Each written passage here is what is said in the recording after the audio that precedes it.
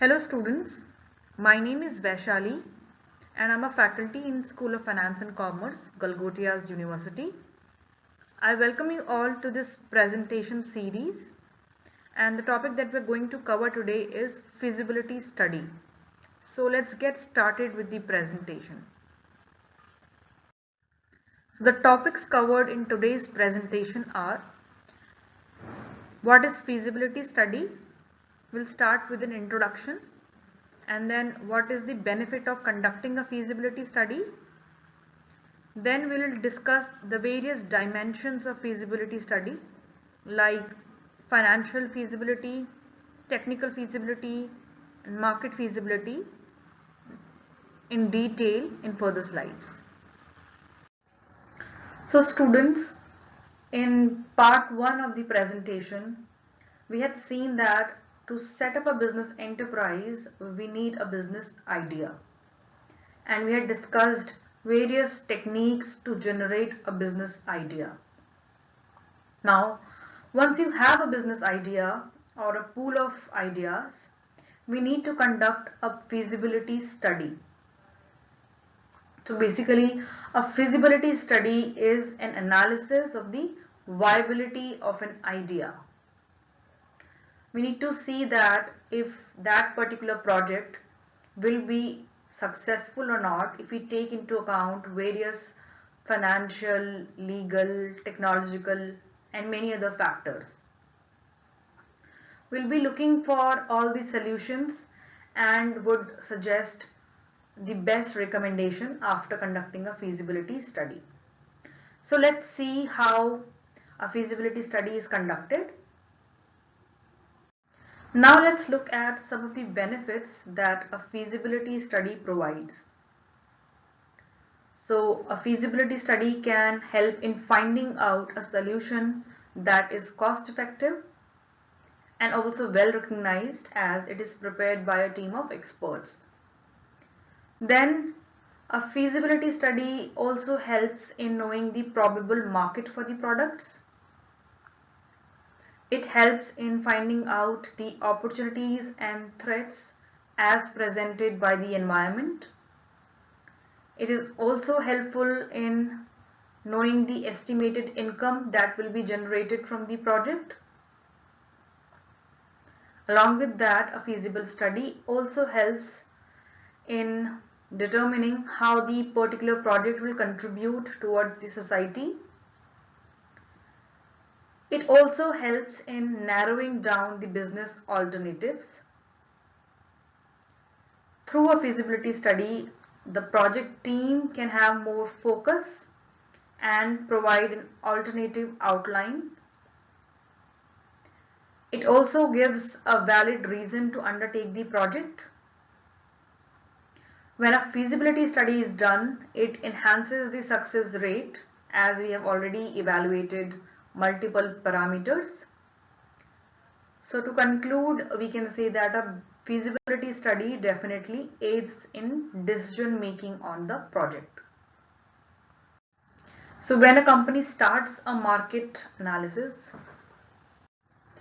next is financial analysis, and as the name suggests, it looks at the financial viability in the sense whether this particular project will be able to meet the burden of debt and whether this proposed project will be able to satisfy the returns that is expected from the people who have provided the capital.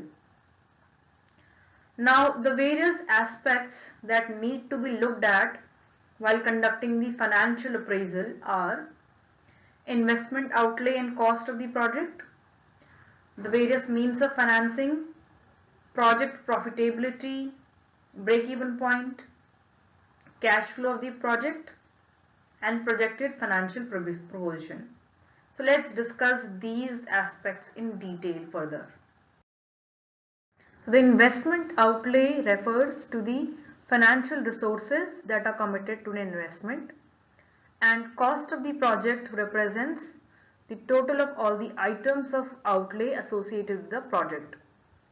The major cost elements of a project are land and site development, business and civil works, plant and machinery, technical know-how, fixed assets. Project profitability. So project profitability is a measure of operational efficiency of the project. Next is break-even point. So in break-even analysis, we look at the point where total cost of the project is equal to total sales, because at this point there is no profit or loss, and if a company wants to earn profit, it needs to sell more units than the break-even units. Next is cash flow of the project. So when beginning any capital budgeting analysis, it is very important to know the project's cash flows. Basically, there are three types of cash flows. Initial cash outflow, which begins when the project undertakes. Then intermediate cash flow is the additional cash flow that we incur when the project is going on. And last one is the terminal cash flow, that is the inflow of the cash once the project is terminated. Same way, projected financial position. So projected financial statements are also an important tool in knowing the overall performance of the company. So they include balance sheet, income statement, cash flow statements which indicate the company's performance. So next is technical feasibility. It is one of the first studies that must be conducted after a project has been identified. Generally, in large engineering projects, consulting agencies which have large staffs of engineers and technicians generally conduct a technical study dealing with the project. Now, the main purpose to conduct a technical feasibility is to ensure that the project has all the inputs that are required and it is feasible in terms of technology, size, location, and so on. So some of the things that we look for in a technical feasibility are location and site, plant size, layout, machinery and equipment, the impact that the project will have on environment, the infrastructural facilities required, manpower, and so on. So let's discuss these in detail further. First is location and site analysis. So in technical feasibility, a very thorough and comparative analysis is done for each potential location so that we can finalize the best site.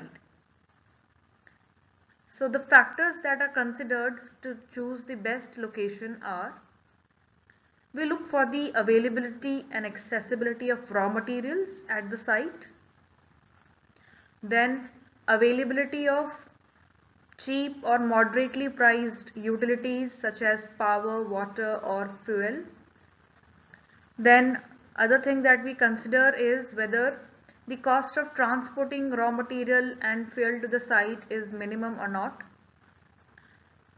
Another thing to be considered is proximity to distributing outlets. We also look for the availability of skilled or unskilled labor at the desired location. So these are some of the factors that are considered while determining the location and site for the plant. Next, we analyze plant size in technical feasibility. So determination of an optimum plant size is very critical to the success of a project. A plant size represents sunk cost, and if there is any underutilization of its capacity, it means there is reduced profits, or if it is below the break-even point, then losses. So therefore, normally a plant size should be built that is likely to be fully utilized, rather than going for large capacity in the hope that we will have some growing market share. The best possible plant size is recommended after analyzing the availability, economics and practicability of different plant sizes. Next is technology. Now, technology is also a very critical aspect of technical analysis of any project. So, it also needs to be analyzed effectively. Now, for example, a technology which has proven itself in cold climates may totally fail in tropical climates. So, technology's cost of acquisition, installation, repair and maintenance should be analyzed properly, and a technology will be considered appropriate only if it is assessed to be satisfactory and relevant for the project. Next is layout. Now the layout of the plant should be clearly depicted through diagrams and descriptions. A good layout is characterized by minimum material handling. There is effective utilization of the space. There is smooth workflow, and the layout is safe and conducive for the workers. There is safety and sanitation facilities as well as flexibility of arrangements. Next is machinery and equipment. So while conducting technical feasibility, the company needs to see what kind of equipment and technology will the business need to produce its product or service. What will be the various costs involved to purchase such equipment, and what are the costs involved in the ongoing running of the equipment. Also, along with this, we need to see who are the potential suppliers for that equipment and where are they located, and whether they are providing some service or warranty or not, and how long will it take to acquire the equipment and begin the operations. So we have come to the end of the presentation. I thank you all for hearing me out patiently, and here on the screen you can see some of the references that I have used and you can also use to further enhance your knowledge on the subject. I thank you all once again.